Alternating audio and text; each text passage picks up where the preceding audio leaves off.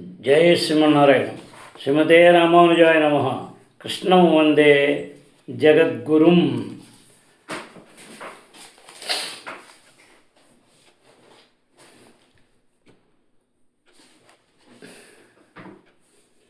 భాగవతంలో మనం ఈరోజు ద్వితీయ స్కందంలో అధ్యాయం 4లో 3, 4 కొంత చెప్పుకున్నాం. మనం మళ్ళీ ఇవాళ అది కంటిన్యూ చేసుకున్నాం. భారద్వాజ కులంబోధి చంద్రం శ్రీ పురుషోత్తమం వేదాంతో భయని తత్వార్థ జ్ఞానదం గురుమాశ్రే. సర్వధర్మాన్ పరిత్యజ్య మామేకం శరణం వ్రజ అహం త్వా సర్వపాపేభ్యో మోక్షయిష్యామి మా శుచ. కృష్ణం వందే జగద్గురుం. నిన్న మనం 4వ అధ్యాయంలో కొంతవరకే చెప్పుకున్నాం. ఇప్పుడు మనం కంటిన్యూ చేద్దామా. విరచయమై దండం దీనబంధో దయామీవా గతిరిహ న భవత్తః కాచిదన్యః మమాస్తి నిపతతు శతకోటి నిర్భరం పానవాంబః తదపి కిల పయోదః స్తూయతే చాతకేన. సంధ్యావందన భద్రమస్తు భవతు భో స్నానతుభ్యం నమో భో దేవాః పితరచ్చ తర్పణ విధౌ నాహం క్షమః క్షమ్యతాం యత్ర క్యాపి నిషజ్య యాదవకులోత్తమస్య కందద్విజః స్మారో స్మారమఘం హరామి తదరం మన్యే కిం అనేన మే. ఓ సంధ్యావందనమా నీకు భద్రముగుగాక. ఓ పాత్ర స్నానమా నీకు వీడ్కోలు పలుకుతున్నాను. ఓ దేవతలారా, పితృదేవతలారా, నన్ను క్షమింపుడు. మీ ప్రీత్యర్థము నేనిక ఎట్టి సమర్పణలు కావింపలేను. యాదవ కులోత్తముని కంసారిని శ్రీకృష్ణ భగవానుని ఎల్లెడలా స్మరించుచు సమస్త పాప కర్మల నుండి నన్ను నేను ముక్తిని కావించుకొనదనని నేనిప్పుడు నిర్ణయించుకొంటిని. ఇది నాకు సరిపోవునని నేను భావించుతున్నాను. కనుక మరి ఇతర యత్నములతో ప్రయోజనమేమి కలదు. తర్వాత ఇంకా ఇట్లు పలికట్టామని.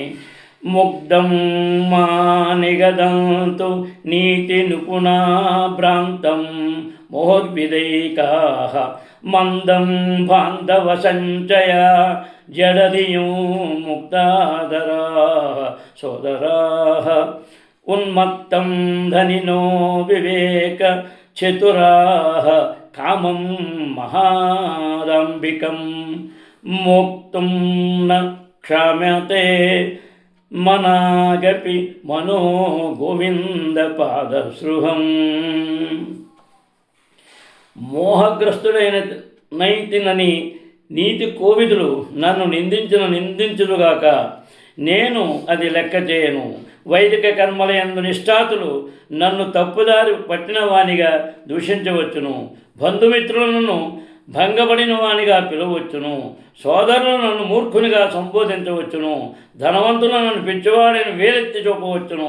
తత్వవేత్తలు నన్ను పరమ గర్వితుడని స్థిరముగా పలుకవచ్చును. అయినప్పటికీ గోవిందుని చరణ సేవ నిర్ణయము నేను దానిని వనరింప సమర్థుడను కానప్పటికీ నుండి నా మనస్సు ఒక అంగుళం కూడా చెలించబోదు. ప్రహ్లాదుడు సైతము ఈ విధముగా పలికెను. ధర్మార్థకామ ఇతి యోబీత స్త్రీవర్గ ఈక్షాత్రై నయదము విధాచ వార్త మన్యేతదేతదఖిలం నిగమస్య సత్యం స్వాత్మార్పణో స్వసుహృదః పరమస్య పుంసః. ధర్మము, ఆర్థికాభివృద్ధి, ఇంద్రియ భోగము అనును విముక్తిని పడేటకు 3 మార్గములుగా పేరుంది ఉన్నవి. వీనిలో ముఖ్యముగా ఈక్షాత్రయి అనగా ఆత్మజ్ఞానము, కామ్య కర్మల జ్ఞానము, తర్కము మరియు రాజకీయములు, ఆర్థిక శాస్త్రము అనునవి వివిధ జీవనోపాధి మార్గములై ఉన్నవి. ఇవి అన్నీయును వైదిక విద్య అందలి వివిధ విషయములై ఉన్నవి కనుక నేను వాటిని తాత్కాలిక కలాపములుగా భావింతును. కానీ దేవదేవుడకు విష్ణువునకు శరణుజొచ్చుట నిజమగు జీవిత లాభమై ఉన్నది. దీనిని నేను చరమ సత్యముగా భావింతును. శ్రీమద్భాగవతము 7:6-26 ఈ విషయమందు భగవద్గీత 2:4-1 యందు వ్యవసాయాత్మిక బుద్ధి పూర్ణ జ్ఞాన మార్గము అని సమగ్రపరపబడినది. పరమ వైష్ణవ విద్వాంతులకు శీల బలదేవ విద్యాభూషణులు దీనిని భగవద్దర్శనారూపైకై నిష్కామ కర్మ బిర్విశుద్ధ చిత్త సకామ కర్మ ఫలము నుండి విడివడి శ్రీకృష్ణ భగవానుని దివ్యముగు ప్రేమయుత సేవను స్వీకరించుటయే ముఖ్య ధర్మమని నిర్వహించి ఉన్నారు.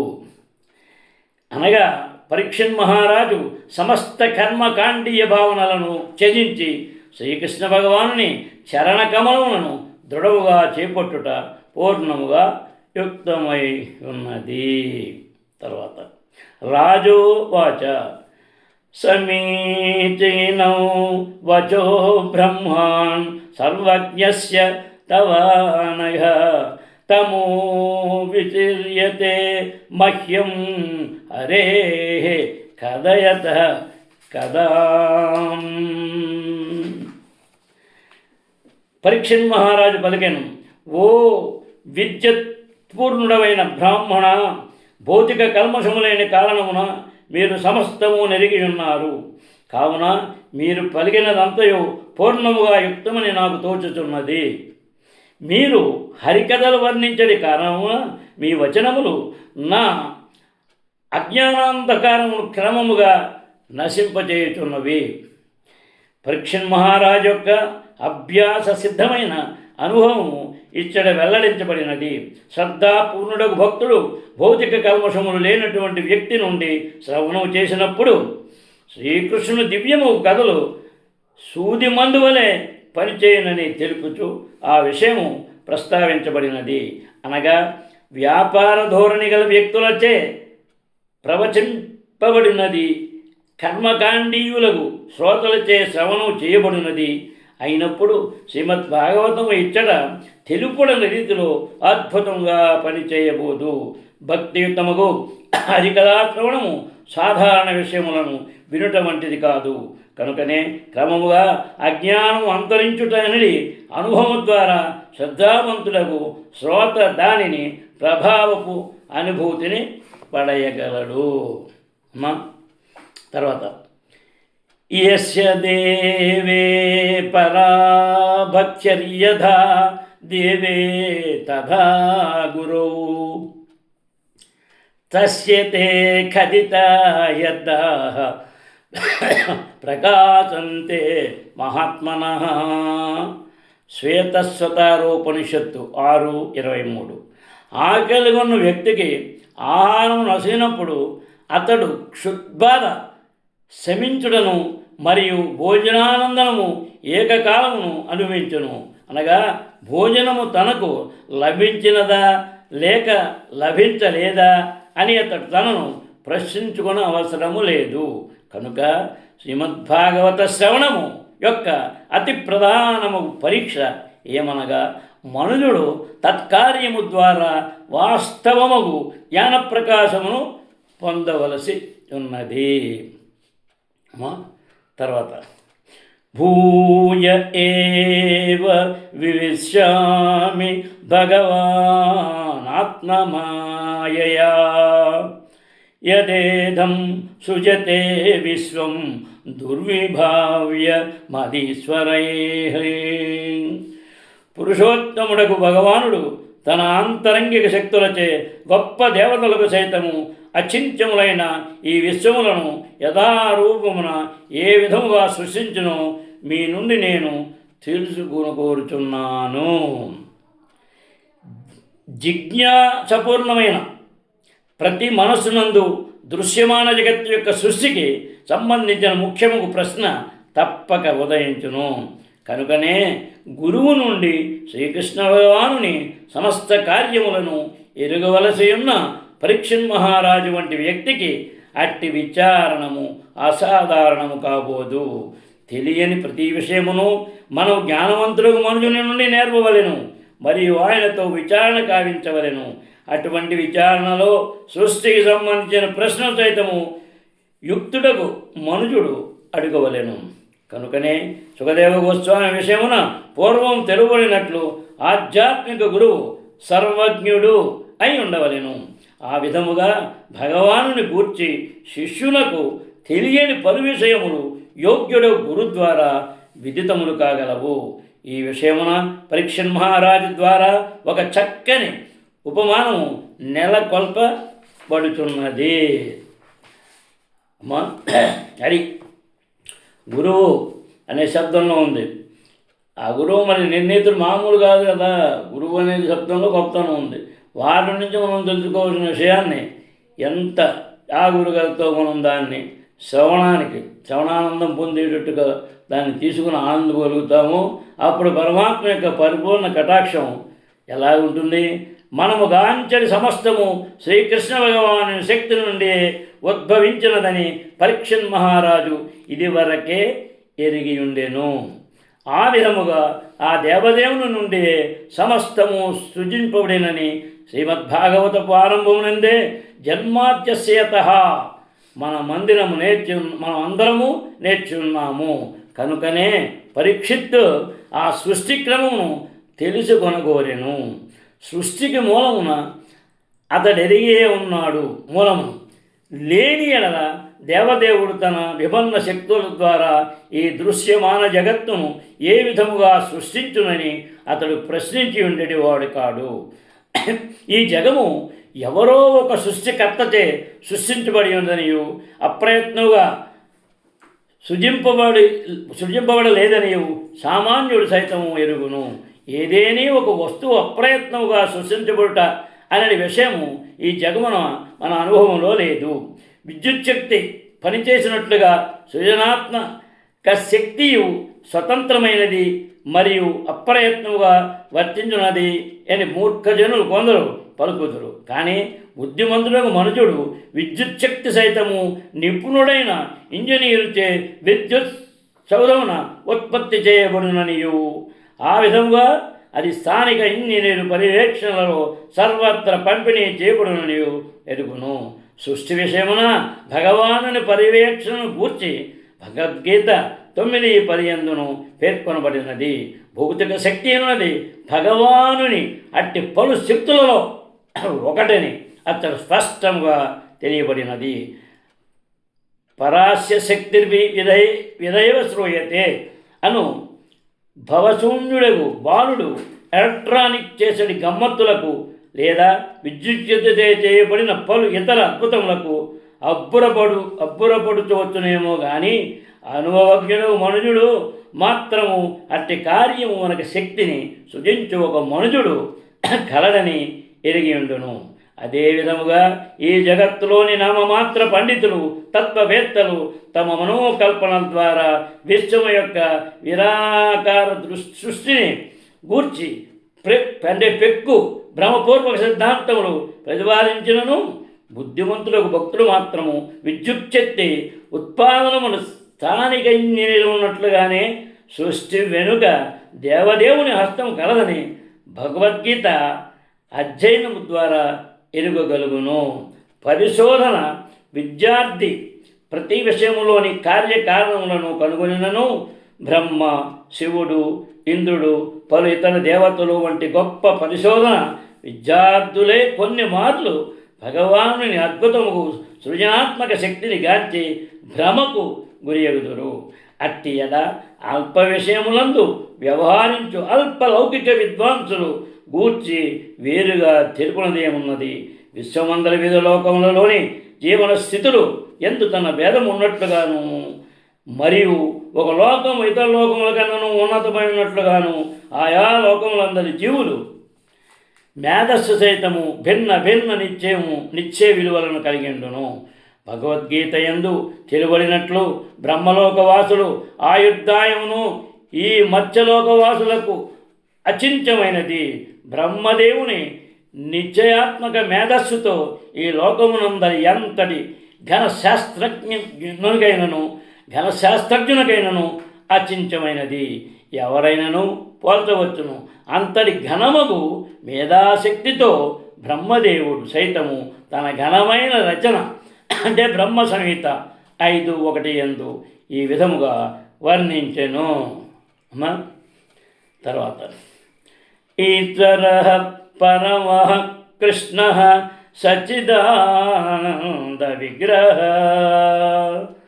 అవాదిరాదిర్గోవింద సర్వకారణం. భగవాను గుణములను కలిగి ఉన్న పురుషులు పలువురున్నను తనను మించిన వారు వేరొక్కరు లేనందున శ్రీకృష్ణుడు పరమ పురుషుడై ఉన్నాడు. అతడు పురుషోత్తముడు మరియు అతని దేహము సచ్చిదానందమయము. అతనే ఆది గోవిందుడు కారణకుడు అయ్యున్నాడు. బ్రహ్మదేవుడు శ్రీకృష్ణ భగవానుని సర్వ కారణములకు పరమ కారణునిగా అంగీకరించినాడు. కానీ ఈ మత్స్యలోకమందరి అల్ప మేధస్సు గల మానవులు మాత్రము భగవానుడు తమలో ఒకడనియే భావింతురు. కనుకనే భగవద్గీత యందు అతడు తాను అంటే శ్రీకృష్ణ భగవానుడు సర్వస్వమని పలికినప్పుడు కల్పనాపరులకు తత్వవేత్తలు లౌకికులు అతనిని హేళన చేయుదురు. ఈ విషయమునే శ్రీకృష్ణుడు అనుతాపముతో ఇట్లు పలికెను. అవజానంతి మాం మూఢా మానుషీం తనుమాశ్రితం పరం భావమజానంతో మమ భూతమహేశ్వరం. మానవ రూపమున నేను అవతరించినప్పుడు మూఢులను హేళన చేయుదురు. నా దివ్య స్వభావమును మరియు సమస్తము పైన ఆధిపత్యము వారెరుగరు. భగవద్గీత 9:11. బ్రహ్మ శివుడు ఇక ఇతర దేవతలు గూర్చి తెలుపునదేమున్నది. భూత అని విశ్వకాలమును నిర్వహించడం గల శక్తిమంతులకు దేవతలు పిలువబడిది. వారు రాజుచే నియమింపబడిన మంత్రుల వంటి వారు. మంత్రులు ఈశ్వరుడు అంటే నియామకులు కావచ్చునేమో కానీ దేవదేవుడు మాత్రము మహేశ్వరుడై నియామకుల సృష్టికర్త అయి ఉన్నాడు. అల్పజ్ఞులకు మనుషులు ఈ విషయం నెరుగరు. కనుకనే వారు అతనిని హేళన చేయుటకును సాహసించుచున్నారు. ఆ దేవదేవుడు తన నిర్హేతు కరుణచే కొన్ని మార్లు మానవ రూపమున మన ఎదుటకు అర్ధించుడే అందులకు కారణము. కానీ అతడు సామాన్య మానవుడు కాదు. అతడు సచ్చిదానంద విగ్రహుడు, పూర్ణ పురుషోత్తముడు. అతని దేహము ఆత్మ నడుమ భేదము లేదు. శక్తి మరియు శక్తిమానుడు రెండును అతడే. శ్రీకృష్ణుని బృందావన లీలలను వర్ణించుమని పరీక్షణ్ మహారాజు తన గురువునకు సుఖదేవ గోస్వామిని అడగలేదు. తొలుత అతడు ఆ దేవదేవుని సృష్టిని గూర్చి వినగోరెను. శ్రీకృష్ణుని దివ్యలీలనే నేరుగా అతడు వినవలనని సుఖదేవ గోస్వామి పలుకలేదు. సమయం కొద్దిగానుందన సుఖదేవుడు సమస్త విషయమును సుగమనము చేయుటకు దగ్గర దారిగా దశమస్కందమునకు నేరుగా వెళ్ళవచ్చును. వ్యాపార ధోరణి గల భక్తులు సాధారణంగా ఆ రీతినే కావింతురు. ఆయనను రాజు కానీ శ్రీమద్భాగవతము యొక్క మహాభక్త కానీ భాగవత సప్తాహ నిర్వాహకులు వలె ముందుకు దుర్ముక్కులేదు. వారిరువును క్రమబద్ధముగా ముందుకు సాగిరి. శ్రీమద్భాగవత పఠన విధానమునకు ఏర్పాటు చేయబడిన ఉపమానము నుండి భావితరపు పాఠకులు మరియు శ్రోతలు పాఠము రీతిలో వానట్లు చేసిరి. భగవానుని బాహ్యశక్తి ఆధీనముందున్నవారు అనగా భౌతిక జగత్తునందు నిలిచినవారు. ఆ శక్తి ఏ విధముగా దేవదేవుని అధ్యక్షతను వర్తించుచున్నదో తొలుత ఎరుగవలసి ఉన్నది. తదనంతరము భగవానుని ఆంతరంగిక శక్తి కర్మలోనికి ప్రవేశించ ఎవరైనాను యత్నింపవచ్చును. లౌకికులు దాదాపుగా దుర్గాదేవి అంటే శ్రీకృష్ణుని బాహ్య శక్తి అర్చనాపరులయ్యుందురు. కానీ ఆ దుర్గాదేవి శ్రీకృష్ణుని ఛాయాశక్తి అని వారు ఎరుగరు. ఆవిడ అద్భుతముకు భౌతిక కలాపముల వెనుక శ్రీకృష్ణ భగవాను నిర్దేశముడి కలదు. ఆ విషయము భగవద్గీత 9:10 ధృవీకరించబడినది. గోవిందుని నిర్దేశములనే దృక్వాశక్తి పనిచేయుచున్నదని బ్రహ్మ సంహిత నిర్ధారించినది. అతని అనుమతి లేనిదే బలమైన దుర్గాశక్తి గడ్డిపోతనైనను కలదచ్చలేదు. కనుక ఆరంభం దశలో ఉన్న భక్తుడు ఆంతరంగిక శక్తితే ప్రదర్శించమకు దివ్య లీలాస్థాయికి ఒక్కమారుగా దుముకటకు బదులు ఆ దేవదేవుని సృజనాత్మక శక్తి క్రమమును కూర్చి నివారణ కావించడం ద్వారా అతడెంతటి కళ్ళు ఎరగవలను. చైతన్య రచితామృతమునందున సృజనాత్మక శక్తి వర్ణనలు దాని యందు భగవానుని హస్తము వివరించబడినది. శ్రీకృష్ణ భగవానుడు ఎంతని గనుడన్న జ్ఞానము పట్ల ఉపేక్షను వహించుడననే పతనమును గూర్చి సావధానులైన ఉండవలని ఆరంభములోనున్న భక్తులకు చైతన్య చరితామృత గ్రంథకర్త హెచ్చరించిరి. శ్రీకృష్ణుని ఘనతను ఎరిగినప్పుడే మనుజుడు తన అకుంఠిత శ్రద్ధను అతని యందు నిలుపగలడు. లేని ఎడల సామాన్యుల వలె గొప్ప నాయకులు సైతము శ్రీకృష్ణుని పలు దేవతలలో ఒకనిగా లేదా చారిత్రాత్మక పురుషునిగా లేదా కేవలము కల్పనగా పొరబడుదురు. శ్రీకృష్ణ భగవానుడు బృందావన లీలలు లేదా ద్వారకాయందరి లీలలు పరిణితి చెందిన ఆధ్యాత్మిక కర్మల యందు ఇదివరకే యోగ్యులైన వారికి ఆస్వాదనీయములై ఉన్నవి. పరీక్షన్ మహారాజు ప్రవర్తన యందు మనము గావించున్నట్లుగా సామాన్యుడు అట్టి స్థానమును క్రమానుగత సేవ మరియు విచారణ ద్వారా పొంద సమర్థుడు కాగలడు. తర్వాత యథా గోపాయతే విభుర్యదా సంయచ్యతే పునః యాం శక్తిముపాశ్రిత్య పురుషక్తి పరః పుమాన్ ఆత్మానం క్రీడా కరోతి వికరోతి చ. సర్వశక్తిమంతుడైన పరమ పురుషుడు క్రీడాభావమున ఈ దృశ్యమాన జగత్తును పోషించుట ఎందును తదుపరి ఉపసంహరించుట ఎందును ఏ విధముగా తన భిన్నమైన శక్తులను విస్తారములను నియుక్తము చేయను దయచేసి వర్ణింపుడు అని అడుగుతున్నారు.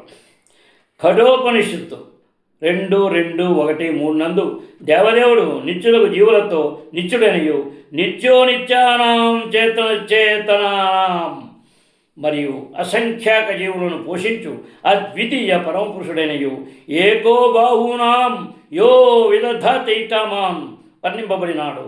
అనగా సమస్త జీవులు బంధముక్త స్థితులు రెండింటిని ఎందును అతనితోనే పోషించబడుదురు. భగవానునిచే అట్టి పోషణ కార్యము అతని విభిన్న విస్తారము మరియు ప్రధాన శక్తులు ఆంతరంగిక శక్తి, బాహ్య శక్తి, తటస్థ శక్తి అని వాని ద్వారా కావింపబడును. జీవులు అతని తటస్థ శక్తికై ఉన్నారు. వారిలో విశ్వాసపాత్రులైన కొందరికి బ్రహ్మ, మరీచి వంటి వారి వలె సృష్టి కార్యము సైతము వసగబడును. అటువంటి సృష్టికి సంబంధించిన కర్మలు భగవానునితోనే వారి యందు ప్రేరేపింపబడును. తేనే బ్రహ్మ హృదా. ఇక జీవులు అంటే బద్ధజీవులు బాహ్యాశక్తి గర్భమునందు ఉంచబడుదురు. బద్ధము కానటువంటి తటస్థ శక్తి ఆధ్యాత్మిక జగమును వర్తించును. ఆధ్యాత్మిక జగమునందు ప్రదర్శితము విభిన్న దివ్య సంబంధములతో దేవదేవుడు తన విభిన్న విస్తారముల ద్వారా వారిని పోషించును. అనగా అద్వితీయుడకు భగవానుడు స్వయముగా బహురూపములందు బహుశ్యాం వ్యక్తమగును. ఈ విధముగా సమస్త భిన్నతలు అతని యందే కలవు మరియు సమస్త భిన్నతల నుండి భిన్నుడైనప్పటికీ వాటి యందు అతడు కలడు. ఇదే ఆ దేవదేవుని అచింత్యమగు యోగశక్తి. ఈ విధముగా అతని అచింత్య శక్తి కారణమున ఏకకాలమున సమస్తము అతనితో ఏకమును భిన్నమును అయి ఉన్నది. అచింత్య భేదతత్వము. అమ్మా, అది మనం ఈరోజు శ్రీమద్భాగవతంలో ద్వితీయ స్కందంలో అధ్యాయం 4లో 7 దాకా చెప్పుకున్నాం. అమ్మా, కృష్ణం వందే జగద్గురుం. ఆ పరమాత్మ యొక్క పరిపూర్ణమైన కటాక్షంతో అందరూ ఆయురారోగ్యేశ్వర్యాలతో సుఖంగా ఉండాలి. అమ్మా, కృష్ణం వందే జగద్గురుం. శ్రేయకాంతాయ కళ్యాణ నిధే నిదార్థినాం శ్రీవేంకట నివాసాయ శ్రీనివాసాయ మంగళం. జై శ్రీకృష్ణ. అది అందరూ కూడా అమ్మా అలా వెళ్దాం, ముందుకు వెళ్తూ ఉందాం. అది కృష్ణం వందే జగద్గురుం.